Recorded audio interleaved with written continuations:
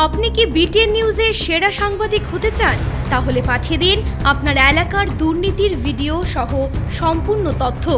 আপনার নাম, ছবি সহ আমরা এই সংবাদ পরিবেশন করব। আপনার সংগ্রহীত সংবাদ 9435172456 অথবা 9435073499 হোয়াটসঅ্যাপ নম্বরে পাঠিয়ে দিন। আপনার নাম প্রকাশে অনিচ্ছুক থাকলে সংবাদ প্রেরণের সময় তার উল্লেখ করুন। আপনার নাম ও ঠিকানা সম্পূর্ণ গোপন রাখা হবে।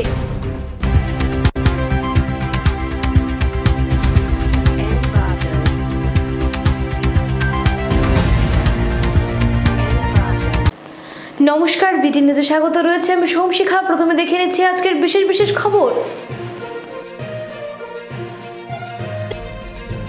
ডিফোতে মুখ্যমন্ত্রীর দিনব্যাপী কর্মসূচি, বেশ কয়েকটি প্রকল্পের উদ্বোধন। ই রিক্সা চালকদের জন্য প্রশাসনের নয়া নির্দেশিকা, প্রতিবাদে কলেজ রোডে পথ অবরোধ। করিমগঞ্জে দেওরের হাতে খুন হলেন স্কুলের রাঁধুনি, অভিযুক্ত গ্রেফতার। আসাম বিশ্ববিদ্যালয়ে ইউজিসি নিয়ম বহির্ভূতভাবে পরীক্ষা সময়সূচি ঘোষণা, পড়ুয়াদের বিক্ষোভ প্রদর্শন। Theatre actors life. কোথায় কত সময় কি খেতে হয় ঠিক থাকে না। অ্যালটক্সিল সিরাপ, যা অন্য লিভার টনিকে পাওয়া যায় না। আয়ুর্বেদে উল্লেখিত উপাদান যেমন মিল্ক থেসেল, শতমূল, শিকড়ি, ড্যান্টেলিয়ান, মকা এবং পূর্ণনবা সমৃদ্ধ অ্যালটক্সিল সিরাপ আমার লিভারকে সময় মতো ডিটক্সিফাই করে এবং আমার লিভারকে করে রাখে শক্তিশালী। এটা সম্পূর্ণ sugar free. Healthy liver, healthy life. Altoxil syrup, जो पिएगा वो जिएगा। এবারে বিস্তারিত খবর। ডিফোতে মুখ্যমন্ত্রীর দিনব্যাপী কর্মসূচি, 164 লক্ষ কোটি টাকা ব্যয়, বেশ কয়েকটি প্রকল্পের উদ্বোধন মুখ্যমন্ত্রী বিশ্ব শর্মার। ডিফোতে আজ সোমবার দিনব্যাপী কর্মসূচিতে যোগ দেন মুখ্যমন্ত্রী হিমন্ত বিশ্ব শর্মা। 168 লক্ষ কোটি টাকা ব্যয়, বেশ কয়েকটি প্রকল্পের উদ্বোধন করেন মুখ্যমন্ত্রী। ডিফুতে অরুণবাড়িম, চিংড়িম, আমপেইপির জনসভায় যোগদান করেন মুখ্যমন্ত্রী। তিনি বলেন, আসাম মন্ত্রিসভা গ্রামীণ মহিলা উদ্যোক্তাদের সহযোগিতার জন্য মুখ্যমন্ত্রীর মহিলা উদ্যোক্তা মিশন অনুমোদন করেছে। প্রথম পর্যায়ে যোগ্য এসএইচজি সদস্যদের উদ্যোক্তা তহবিল হিসেবে 10,000 টাকা প্রদান করা হবে বলে জানান তিনি। পরিবেশ বান্ধব আমাদের সভ্যতা ও সংস্কৃতির বার্তা গোটা বিশ্বে ছড়িয়ে দেওয়ার আহ্বান জানান মুখ্যমন্ত্রী। বলেন, ভারতীয় সংস্কৃতি পরিবেশের পুজো করতে শেখায়, তাই আমাদের পশ্চিমা বিশ্বের কাছ থেকে শেখার প্রয়োজন নেই। চাই অতীতের আমাদের বিরাট ঐতিহ্যকে এগিয়ে নিয়ে যাওয়া, যার ফলে আমাদের সংস্কৃতি বিশ্ব মানবজাতির কল্যাণে আসবে এবং আমরা বিশ্বকে নেতৃত্ব দিতে পারব। আজি আপোনালোকে চিন্তা কৰক, পশ্চিমৰ পৰা অহা লোকে আমাক বন্য জন্তুৰ বিষয়ে শিকায়, আমাক শিকায় গছ গছনিৰ বিষয়ে, কিন্তু কাৰ্বি সমাজে আজি হাজাৰ হাজাৰ বছৰ ধৰি মানুহৰ লগতে বাঘৰ আত্মাক পূজা কৰি আহিছে। ইয়াতকৈ নেচাৰ ৱৰশ্বিপৰ তাতকৈ ডাঙৰ কতো আমি প্ৰমাণ দেখা নাপাওঁ। আজি আমাৰ বেদত যি ধৰণে পূৰ্ব জন্মৰ কথা কৈছে, কাৰ্বি সকলেও নিজৰ বিশ্বাস অনুসৰি পুনৰ জন্মৰ ওপৰত নিজৰ দাৰ্শনিক ব্যাখ্যা আগবঢ়াইছে। বেদে যদি বেদ আৰু উপনিষদে পুনৰ জন্মৰ ওপৰত যদি এক দৰ্শন বা ব্যাখ্যা আগবঢ়াইছে, ইয়াৰ সমান্তৰালভাৱে কাৰ্বি সমাজৰ সংহাৰী ধৰ্ময়ো পুনৰ জন্মৰ ওপৰত নিজৰ দাৰ্শনিক তত্ত্ব আগবঢ়াইছে। আমাৰ যি ধৰণে বেদ উপনিষদৰ শিক্ষাৰ ওপৰত বহুত চৰ্চা হৈছে, বহুত আলোচনা হৈছে, যদি কাৰ্বি সংহাৰী ধৰ্মৰ ওপৰতো কাৰ্বিৰ পণ্ডিতসকলে আলাপ আলোচনা কৰে, থেচিছ আদি প্ৰস্তুত কৰাৰ কাম আৰম্ভ কৰে, তেতিয়াহ'লে মই বিশ্বাস কৰোঁ যে পৃথিৱীৰ আটাইতকৈ সন্মানৰ ধৰ্মসমূহৰ ভিতৰত কাৰ্বি সংহাৰী ধৰ্ময়ো স্থান পাব, তাত মোৰ কোনো সন্দেহ নাই। ই রিক্সা চালকদের জন্য প্রশাসনের নয়া নির্দেশিকার প্রতিবাদে শিলচরের কলেজ রোডে পথ অবরোধ। টোটো চালকদের জন্য প্রশাসনের নয়া নির্দেশিকার প্রতিবাদে শিলচরের কলেজ রোডে পথ অবরোধ। রবিবার রাতে প্রচার মাধ্যমে খবর প্রচারিত হয়েছিল সোমবার বিকেল 5টা থেকে সকাল 7টা পর্যন্ত শহরে ই রিক্সা চলাচলে বাধা নিষেধ জারি হচ্ছে। এই খবর চাওর হতে চেঙ্কুরি রোড ই রিক্সা স্ট্যান্ডের চালকরা সোমবার কলেজ রোডে বাঁশ ফেলে রাস্তা বন্ধ করে দেয়। এর পরিপ্রেক্ষিতে সব দিক থেকে অসংখ্য গাড়ি আটকা পড়ে। প্রাথমিক অবস্থায় ট্রাফিক পুলিশ রাস্তা অবরোধ উঠিয়ে নেওয়ার আবেদন জানালেও চালকেরা তা মানেননি। তাদের দাবি প্রথমে এই আইন উঠিয়ে নিতে হবে, এরপর শিলচর সদর থানার ওসি অমৃত কুমার সিংহ আরও পুলিশ সিআরপিএফ দল নিয়ে এসে আন্দোলনকারীদের সঙ্গে কথা বলেন, কিন্তু এতেও সমাধান হয়নি। পরে শিলচর ট্রাফিক ইনচার্জ এতে আন্দোলনকারীদের জানান এমন কোনো আইনের নথি তাদের কাছে আসেনি, তাই নিত্যদিনের ন্যায় ই রিক্সা শহরে চলাচল করতে পারবে। ই রিক্সা ড্রাইভার কল্যাণ পরিষদের প্রাক্তন সম্পাদক অসিত দাস জানান, ই রিক্সা নিয়ে সবসময় প্রশাসন বৈমাতৃ সুলভ আচরণ করে থাকে। এদিন কেবলমাত্র চেঙ্কুরি রোড ই রিক্সা স্ট্যান্ডে চালকরা এই আন্দোলনে সামিল ছিলেন। তিনি জানান, ট্রাফিক ইনচার্জ তাদের জানিয়েছেন রবিবারের প্রচারিত খবর ফেক, তাদের কাছে সরকারি তরফে এমন কোনো নোটিশ আসেনি। পরে আন্দোলন উঠিয়ে নেওয়া হয়। এদিন সংগঠনের পক্ষে উপস্থিত ছিলেন কোষাধ্যক্ষ শ্যামলেন্দু দাস, কালীপদ দাস, বিশ্বজিৎ দেব, বিমান দাস সহ প্রায় শতাধিক ই রিক্সা চালক। দুর্ব্যবহার করে আমাদেরকে অন্ধকারে বসিয়ে ওনারা আইন বানিয়ে নেয়। আমরা প্রশাসনকে মানি, আমরা সংবিধান মানি, তা সত্ত্বে আমাদেরকে আইন অমান্য করতে বাধ্য করেছে। ওনারা বলেছেন যে 3 দিন সপ্তাহে চলবো জোরবিজোর, এবং আমাদেরকে আজকে থেকে সন্ধ্যা 5টা থেকে সকাল 7টা পর্যন্ত গাড়ি চালাতে পারবো না। যদি এমন অবস্থা হয় তাহলে আমাদের যে গরিব মেহনতির মানুষ কি করে বাঁচবে? আমরা তো এই সমাজের লোক, এই দেশের লোক, এই সংবিধান মেনে চলি। আমরা আমাদের সঙ্গে শুধু এই অত্যাচার কেন? যদি ওডিবেন হতো তাহলে প্রত্যেকটা গাড়ির জন্য করতো। শুধু ই রিক্সা কি করেছে? আজকে আপনারা জানেন কিছুদিনের ভিতরে পিয়াগো থেকে শুরু করে মহিন্দ্রা থেকে শুরু করে প্রায় 10,000 গাড়ি শিলচর শহরে নেমেছে। যদি শহরের মানুষকে বুঝায়, শহরের জনগণকে বুঝায়, তাহলে বলে যে ই রিক্সা শহরে জঞ্জাট করে। বন্ধুগণ, আপনারা দেখে নিন শহরে ই রিক্সা কতটা আজকের দিনে, আর বন্ধুগণ আজকের দিনে পিয়াগো এবং বাজাজ কতটা আমি জানি না।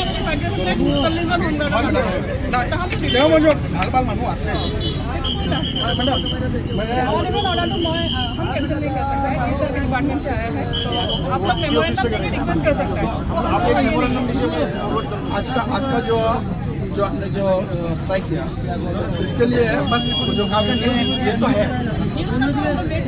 वो भी न्यूज है। और दूसरा बात, मतलब सार के ऊपर हम बहुत दुखित है।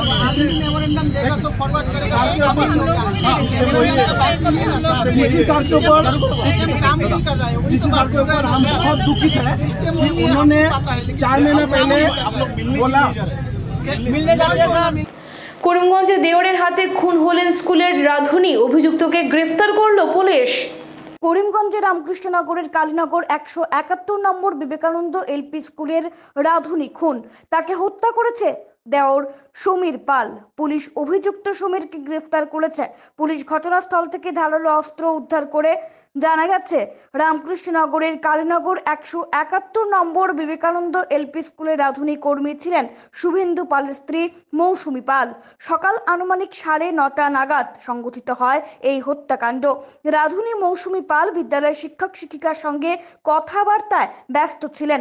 হঠাৎ তার দেওর সমীর পাল উপস্থিত হয়ে তার ওপর ধারালো অস্ত্র দিয়ে আঘাত শুরু করেন। এতে প্রাণ হারান মৌসুমী পাল। এই ঘটনায় এলাকায় ব্যাপক চাঞ্চল্য দেখা দিয়েছে। কি কারণে বৌদিকে হত্যা করেছেন সমীর, এ নিয়ে তদন্ত শুরু করেছে পুলিশ। খবর পাই যেখানে এই যে একটা দা দিয়ে একজন লোক আমাদের এই স্কুলেরই রান্না করেন, উনি মৌসুমী পাল, ওনার এই স্কুলের পিছনেই ওনার বাসা। তো ওনাকে এসে এখানে দা দিয়ে কূপ মেরে 7-8টি কূপ মেরেছে।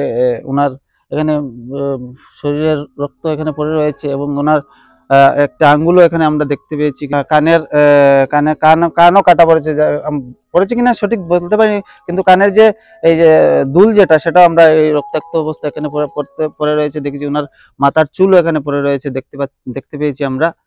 সে সঙ্গে সঙ্গে ওনাকে আমরা অ্যাম্বুলেন্সে করে আমাদের প্রাথমিক স্বাস্থ্য কেন্দ্রে নিয়ে যায়। এখান থেকে ওনারা ডাক্তাররা এখানে অবস্থা অতি জনক দেখে ওনাকে শিলচর মেডিকেল কলেজে প্রেরণ করেছেন। আমরা ইতিমধ্যে খবর পেয়েছি যে আসামি ওনাকে হত্যার জন্য চেষ্টা করেছিল, খুন করার চেষ্টা করেছিল, ওনাকে এই ইতিমধ্যে ওনাকে পুলিশ ধরতে পেরেছে এবং ওনার যে অস্ত্র দিয়ে ওনাকে এই ধারালো অস্ত্র দিয়ে ওনাকে আঘাত করা হয়েছে সেই অস্ত্র ওনাকে ধরা পড়েছে। অত্যন্ত দুঃখজনক ঘটনা, অত্যন্ত বেদনাদায়ক ঘটনা।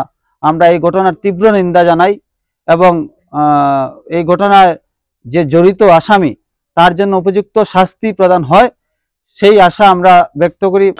আসাম বিশ্ববিদ্যালয় ইউজিসি নিয়ম বহির্ভূতভাবে পরীক্ষার সময়সূচি ঘোষণার বিরুদ্ধে পড়ুয়াদের বিক্ষোভ প্রদর্শন, 7 দিনের সময়সীমা বেঁধে দিয়ে পরীক্ষা গ্রহণের দাবি। 3 দিন পূর্বে পরীক্ষার রুটিন প্রকাশ করে মঙ্গলবার থেকে পরীক্ষা অনুষ্ঠিত করার সিদ্ধান্তের বিরুদ্ধে শিলচর আসাম বিশ্ববিদ্যালয় কর্তৃপক্ষের ওপর চোটে লাল বিশ্ববিদ্যালয় পড়ুয়ারা। বিশ্ববিদ্যালয় কর্তৃপক্ষের এহেন হঠকারী সিদ্ধান্তের বিরুদ্ধে বিশ্ববিদ্যালয় পড়ুয়াদের বিক্ষোভ প্রদর্শন। ইলেকট্রনিক, কম্পিউটার সায়েন্স ও এগ্রিকালচার বিভাগের পরীক্ষা 3 দিনের ভিতর অনুষ্ঠিত করা সূচি প্রকাশের পর ক্ষুব্ধ হয়ে ওঠেন সংশ্লিষ্ট বিভাগের পড়ুয়ারা। বিশ্ববিদ্যালয়ের মূল গেটে তালা ঝুলিয়ে শিক্ষার্থীরা বিশ্ববিদ্যালয় কর্তৃপক্ষের বিরুদ্ধে স্লোগান দিতে থাকেন, ফলে একসময় পরিস্থিতি উত্তাল হয়ে ওঠে। পড়ুয়াদের অভিযোগ, পরীক্ষার সময়সূচি 7 দিন পূর্বে ঘোষণা করার ইউজিসি নিয়ম ভঙ্গ করে মাত্র 3 দিনের মধ্যে পরীক্ষা অনুষ্ঠিত করার বিশ্ববিদ্যালয় কর্তৃপক্ষের নেওয়া সিদ্ধান্ত বাতিল করে 7 দিনের সময় দিয়ে পরীক্ষা গ্রহণের দাবি জানান পড়ুয়ারা। हम लोग का 3-4 पॉइंट्स है जो स्टूडेंट को मानना, फैकल्टी को मानना पड़ेगा। हमारा पॉइंट ये है कि हमारा एग्जाम जो है वो गेट एग्जाम के बाद में कराया जाए। और हम लोग का और एक पॉइंट हो गया कि अटेंडेंस में 75% के ऊपर अटेंडेंस अगर होता है तो उनको पूरा मार्क्स रिवॉर्ड मिले।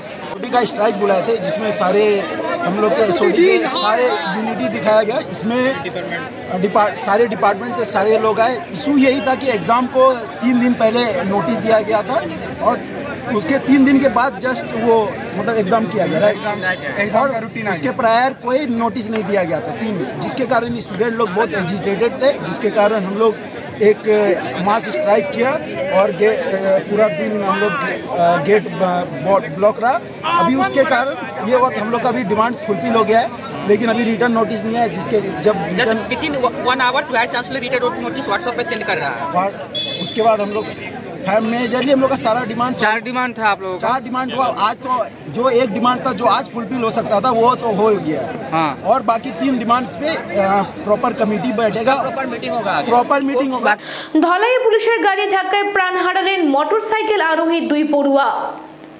শিক্ষকের জানাজা শেষে বাড়ি ফিরতে গিয়ে সড়ক দুর্ঘটনায় মৃত্যু ঘটল 2 ছাত্রের। মর্মান্তিক সড়ক দুর্ঘটনাটি সংঘটিত হয়েছে শিলচর আইজল জাতীয় সড়কের ধলাইয়ের সপ্তগ্রামে। জানা গেছে, ধলাই হাওয়াইতাঙ্গের বাসিন্দা কাবুগঞ্জ লক্ষ্মীচরণ হাই স্কুলের শিক্ষক নজরুল ইসলাম লস্কর ক্যান্সার আক্রান্ত হয়ে মারা যান।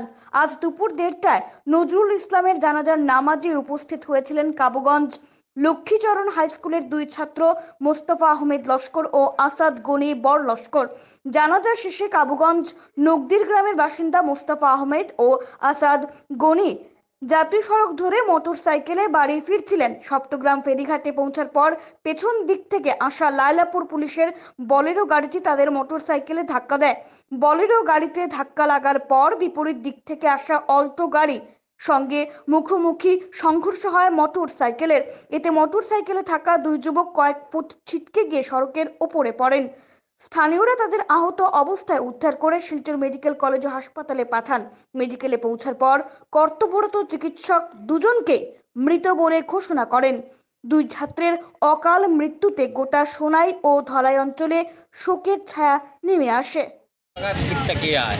এর সামনে বাইক একটা পুলিশের গাড়ি ড্রাইভার সাইডে গিয়া ধাক্কা মারছে বাইকের পিছনে, আর বাইক এলটো একটা সামনে পড়ে গিয়া এলটো বাইকে হয়ে গেছে। গোবিন্দপুর ইস্ট এমই স্কুলটি নদী ভাঙ্গনের কবলে পড়ে স্কুল ঘরগুলি ধসে যাচ্ছে। নতুন স্কুল ঘর স্থাপনের দাবি। উধারবন্দ বিধানসভার অন্তর্গত গোবিন্দপুর জিপির অধীনে থাকা গোবিন্দপুর ইস্ট এমই সরকারি স্কুলটি বিগত 5 বছর থেকে বরাক নদী ভাঙনের কবলে পড়ে স্কুলটির অধিকাংশ শ্রেণীকক্ষগুলো নদীতে ধসে পড়ে গেছে। এমন অবস্থায় উক্ত স্কুল পরিচালনা কমিটি সহ স্থানীয় জনগণের সহযোগিতায় রাস্তার পাশে একটি বাঁশ টিন দিয়ে শ্রেণীকক্ষ বানিয়ে শিক্ষকেরা ছাত্রছাত্রীদের নিয়মিত অধ্যয়নের কাজ চালিয়ে যাচ্ছেন। অন্যদিকে বিগত 4 বছর পূর্বে পাশে থাকা 970 নম্বর সরকারি হামিদিয়া এলপি স্কুলটিও পড়ে সম্পূর্ণভাবে নদী ভাঙনের কবলে চলে যাওয়ার কারণে সেই স্কুলটিকেও সরকারিভাবে গোবিন্দপুর ইস্ট এমএ স্কুলের সঙ্গে একত্রীকরণ করা হয়, কিন্তু অদৃষ্টের পরিহাস সেই একই অবস্থা। নদী ভাঙনের সমস্যা ক্রমশ শ্রেণীকক্ষগুলো ধসে পড়ে যাচ্ছে।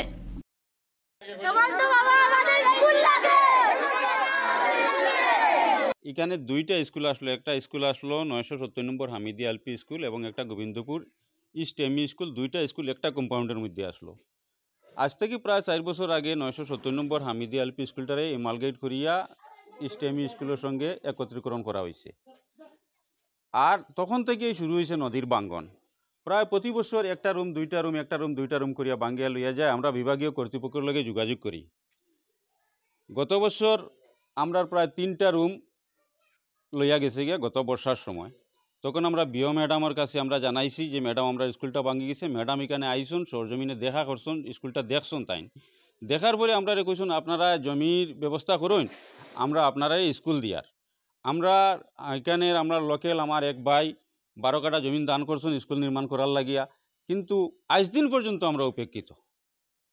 তো এই ব্যাপারে আমি আপনাদের মাধ্যমে আসামের শিক্ষামন্ত্রী শ্রী রনোজ পেগু মহাশয়, মুখ্যমন্ত্রী হিমন্ত বিশ্ব শর্মা মহাশয়, জেলা প্রশাসন তথা আমার স্থানীয় বিধায়কের দৃষ্টি আকর্ষণ করি।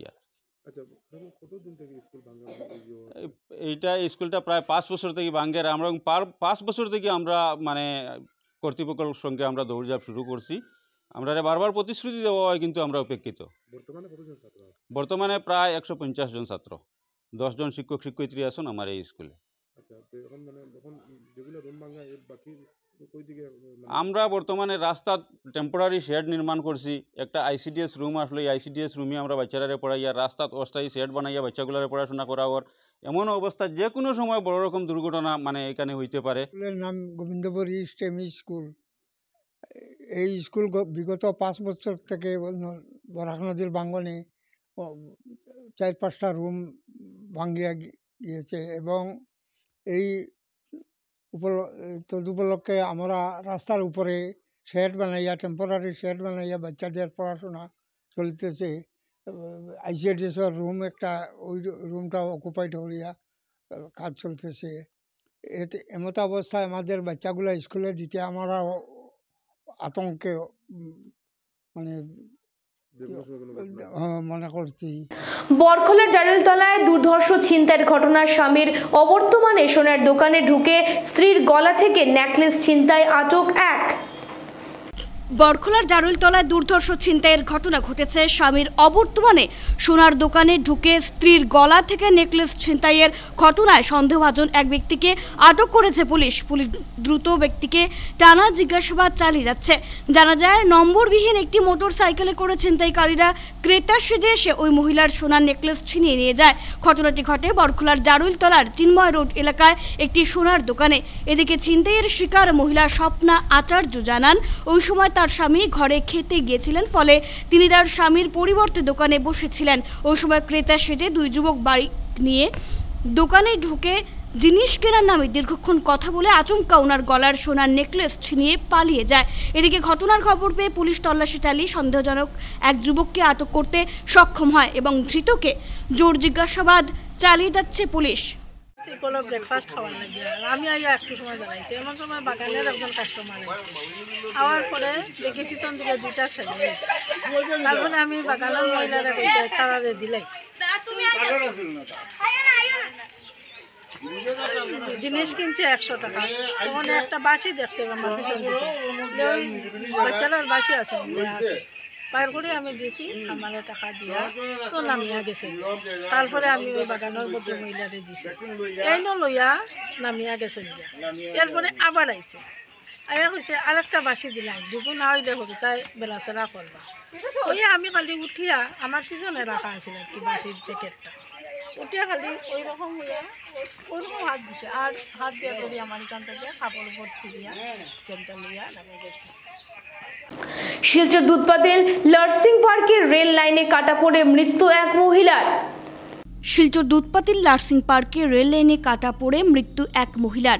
ঘটনায় জানা যায় সোমবার সন্ধ্যারাত্রে দুধপাতিল লার্সিং পার্কে রেল লাইনে ট্রেনে কাটা পড়ে মৃত্যু হয় 1 মহিলার। সঙ্গে সঙ্গে স্থানীয়রা মহিলার মৃতদেহ দেখে খবর দেন মালুগ্রাম থানায়। খবর পেয়ে সঙ্গে সঙ্গে মালুগ্রাম থানার পুলিশ ঘটনাস্থলে উপস্থিত হয়ে মৃতদেহটি ময়না তদন্তের জন্য শিলচর মেডিকেল কলেজে প্রেরণ করে। মহিলার মৃত্যুর খবর শুনে পরিবারের লোকেরা ঘটনাস্থলে উপস্থিত হয়ে কান্নায় ভেঙে পড়েন। মৃত মহিলা ওই এলাকার বাসিন্দা বলে জানা যায়। মণিপুরের সংঘাতের ইতি টানতে ভারত সরকার সহ ইউনাইটেড নেশনের দৃষ্টি আকর্ষণ বিভিন্ন মণিপুরী সংগঠনের।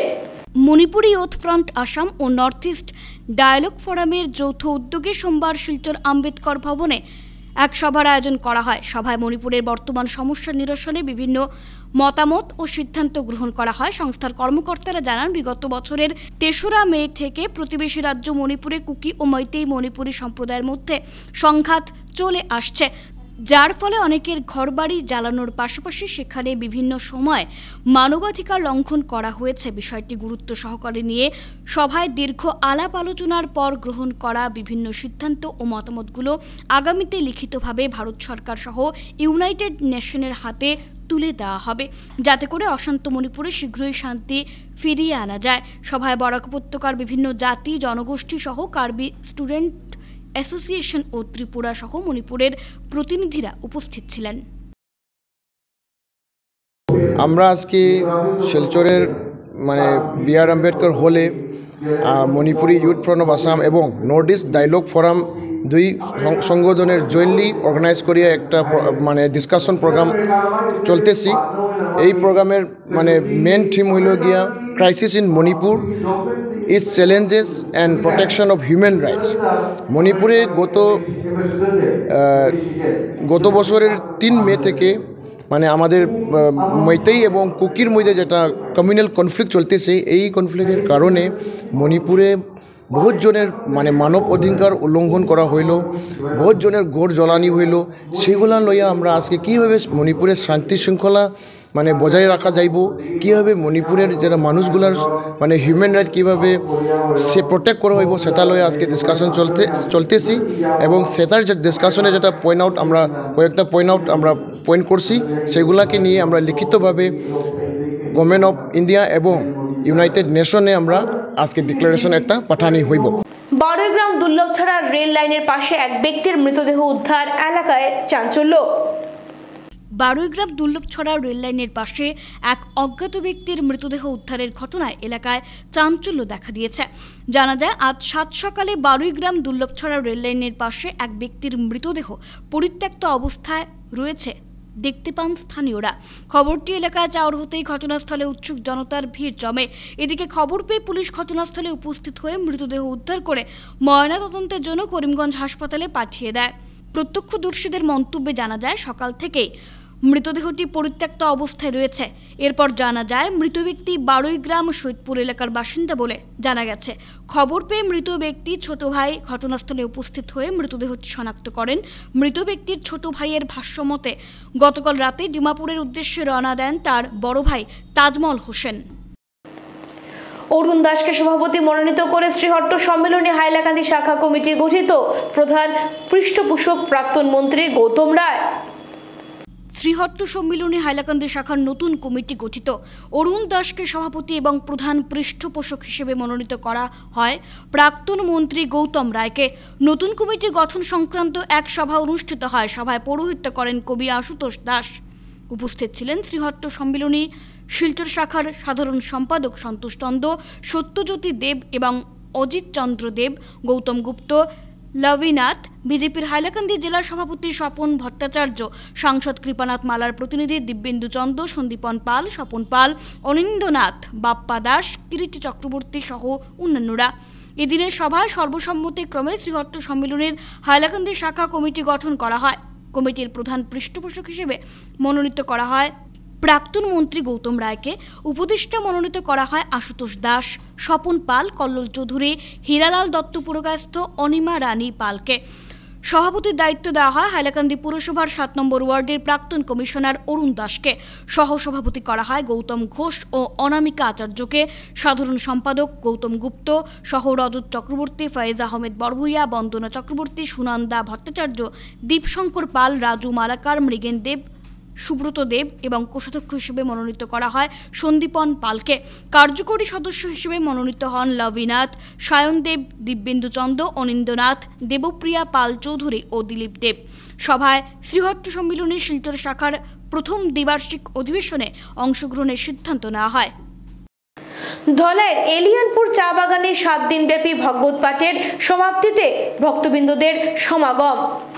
এলিয়ানপুর চা বাগানে গত সোমবার থেকে চলা ভাগবত পাঠের রবিবার সমাপ্তি হয়। এদিন সকালে শতাধিক মহিলা ও পুরুষ এলিয়ানপুর কোয়ারি থেকে সারিবদ্ধভাবে কলস যাত্রা শুরু করেন। কোয়ারি থেকে জল নিয়ে তারানাথপুর হয়ে এলিয়ানপুর নাচঘরে আসেন। পরে দিনভর মহাযজ্ঞ সহ ভক্তবৃন্দের মধ্যে মহাপ্রসাদ বিতরণ করা হয়। প্রায় 5000 ভক্তবৃন্দ মহাপ্রসাদ গ্রহণ করেন। এ নিয়ে বক্তব্য রাখতে গিয়ে অনুষ্ঠানের প্রধান পুরোহিত রাজারাম গোস্বামী জানান, ভাগবত পাঠ করার উদ্দেশ্য হল হিন্দু ধর্মের রক্ষা এবং হিন্দু জাগরণ, যাতে এলিয়ানপুর সহ গোটা পৃথিবী আলোকিত হয়।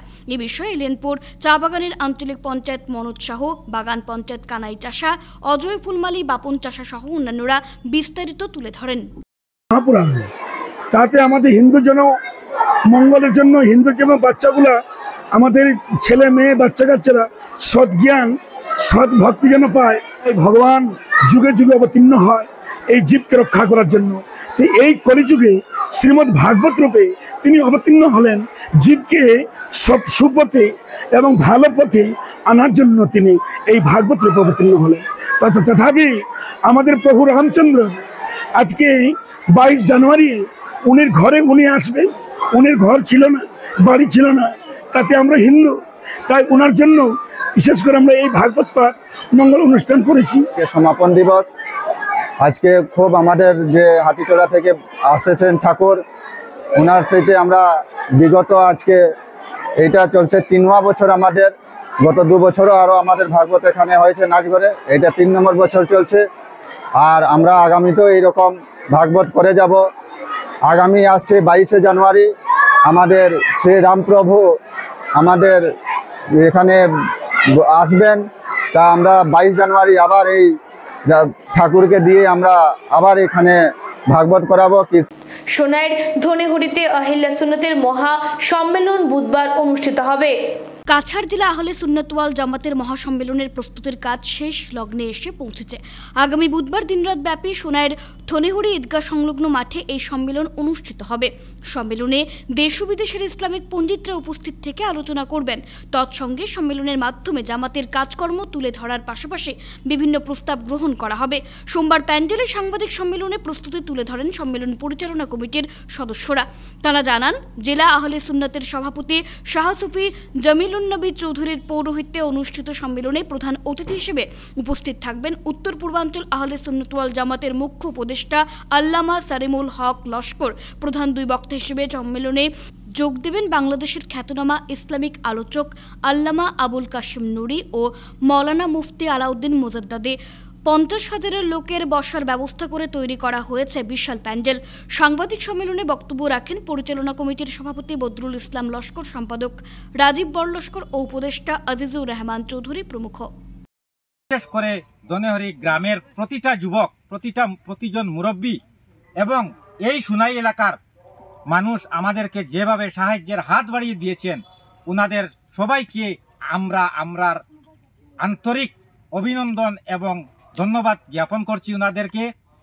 কাছাড় জেলা আহলে সুন্নাত ওয়াল জামাত, কেন্দ্রীয় যুব আহলে সুন্নাত জামাত, কেন্দ্রীয় আহলে সুন্নাত ওয়াল জামাত, প্রত্যেক কমিটির শাখা প্রশাখা সবার সাহায্য সহযোগিতা আমরা পেয়ে যাচ্ছি। ওনাদেরকে আমাদের অশেষ ধন্যবাদ আমরা জ্ঞাপন করছি। এখানে প্রায় 50 থেকে 60,000 প্যান্ডেলের ভিতরে বসার স্থান আমরা করেছি। বাইরে অনেক ধরনের ফ্যাসিলিটি, মেডিকেল ফ্যাসিলিটি থাকবে, পুলিশ কন্ট্রোল রুম আছে, ভিডিও আপনার প্রজেক্টরের মাধ্যমে আমরা প্যান্ডেলের অর্ধেক প্যান্ডেল প্রজেক্টরের মাধ্যমে আমরা শো করতেছি। অনেক ফ্যাসিলিটি আমরা আমাদের তরফ থেকে যতটুকু করণীয় আমরা করে যাচ্ছি। আশা করছি সবার এখানে উপস্থিতিটা কামনা করছি। আমাদের যে গুণমুগ্ধ আল্লাহ প্রেমী মানুষ যারা এখানে আসার জন্য, এবং আমরা দাওয়াত করছি সকলকে, যারা যেহেতু ওনারা এখানে এসে এই নেক মহফিলকে সুন্দর এবং সুষ্ঠুরূপে দোয়ার মহফিলে যোগদান করার জন্য। শেষ করার আগে বিশেষ বিশেষ খবর আরো একবার। ডিফোতে মুখ্যমন্ত্রীর দিনব্যাপী কর্মসূচি, বেশ কয়েকটি প্রকল্পের উদ্বোধন। ই রিক্সা চালকদের জন্য প্রশাসনের নয়া নির্দেশিকা প্রতিবাদে কলেজ রোডে পথ অবরোধ।